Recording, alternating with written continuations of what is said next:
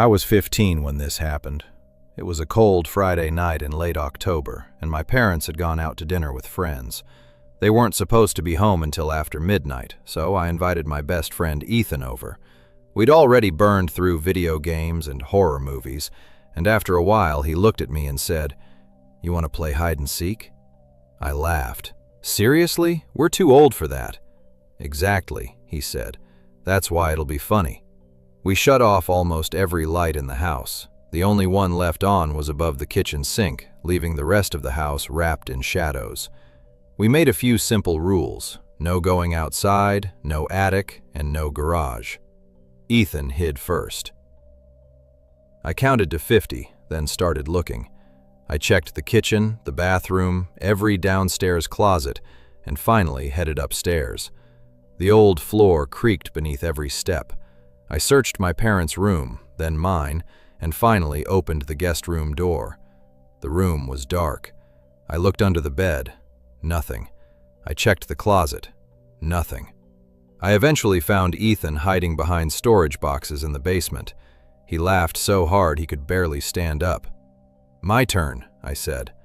I hid under the guest bed, pulling the bed skirt down so no one could see me. A couple minutes later, I heard Ethan climbing the stairs. His footsteps stopped outside the room.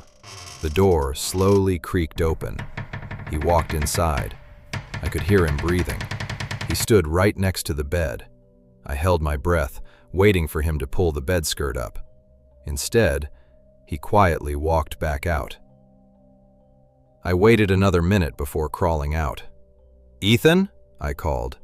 No answer. I walked downstairs. The living room was empty. Then I heard his voice coming from the basement. "Dude, where are you?"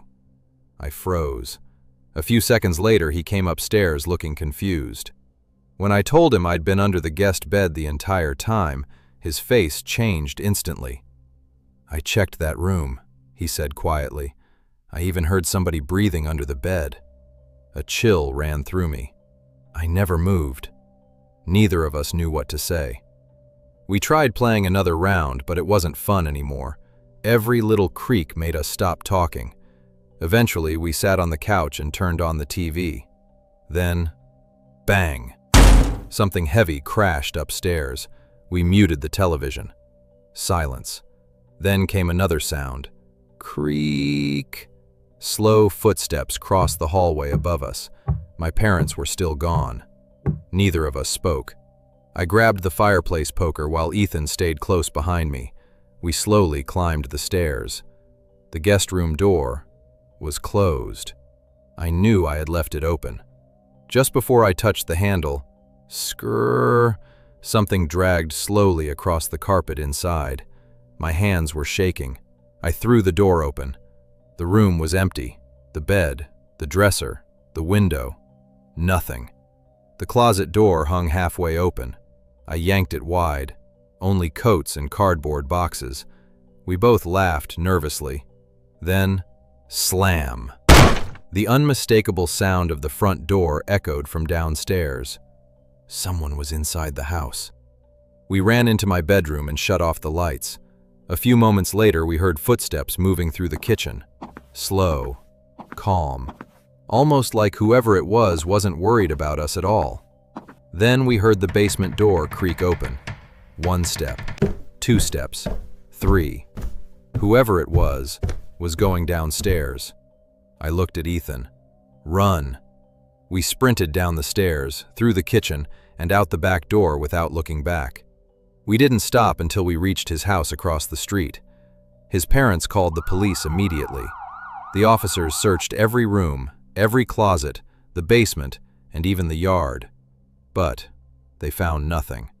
They told us we'd probably scared ourselves after playing hide and seek in a dark house. Maybe. But Ethan still swears he heard someone breathing under that bed, and I still remember hearing footsteps from upstairs.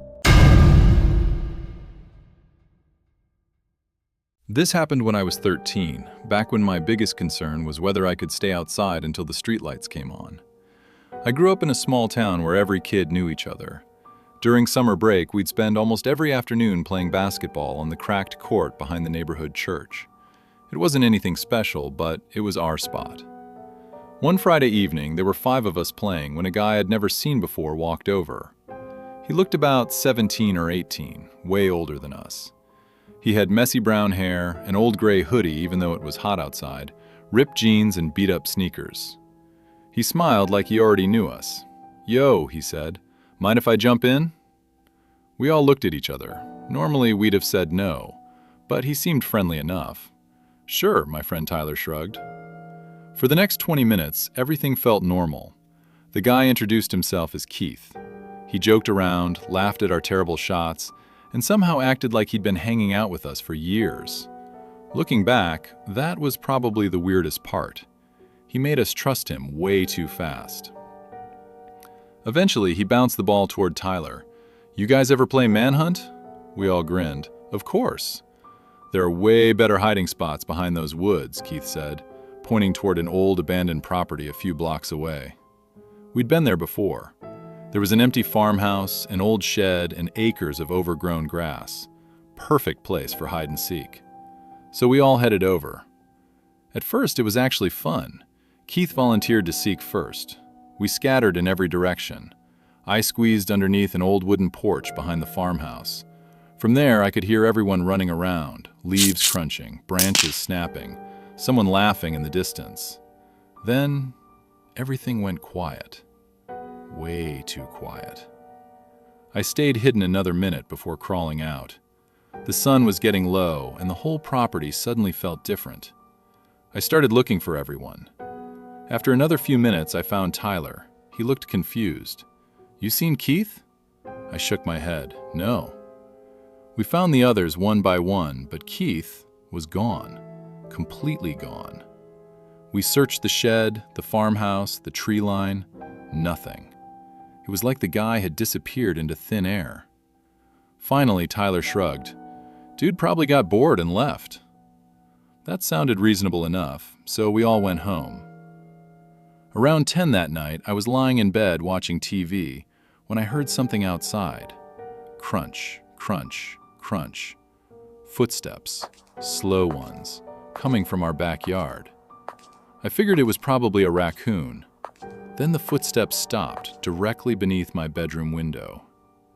Every hair on my arm stood up. I slowly pulled the curtain back just enough to peek outside. Nothing, just darkness. I let the curtain fall. The second I turned around, scratch, scratch, scratch. Someone was dragging their fingernails across my window, not knocking, scratching. My stomach dropped. I froze. The scratching stopped. Then I heard breathing, heavy, slow, like someone was standing inches from the glass. I finally forced myself to look again. At first, I didn't see anything. Then 2 eyes caught the porch light. A face slowly leaned into view. It was Keith. He wasn't smiling anymore. He just stood there staring directly at me.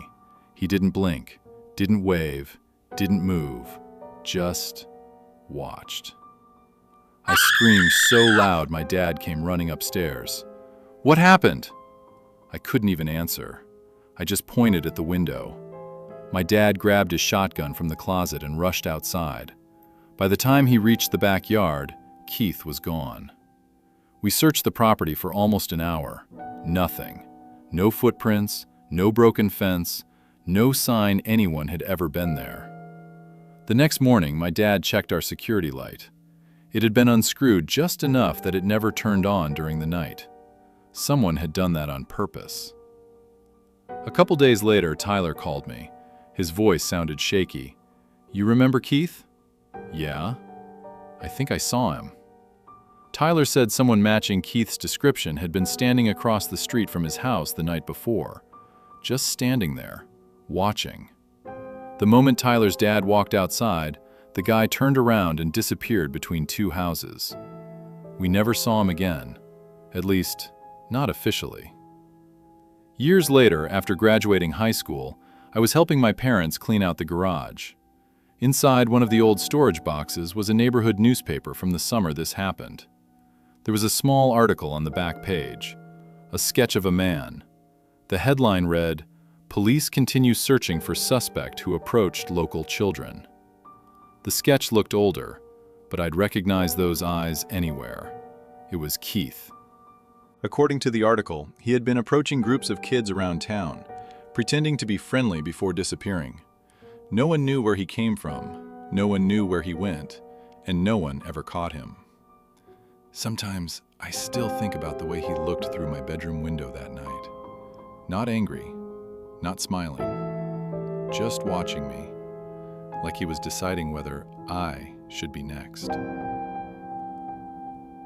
To this day, whenever someone I don't know tries a little too hard to be friendly, I remember Keith, and I keep walking.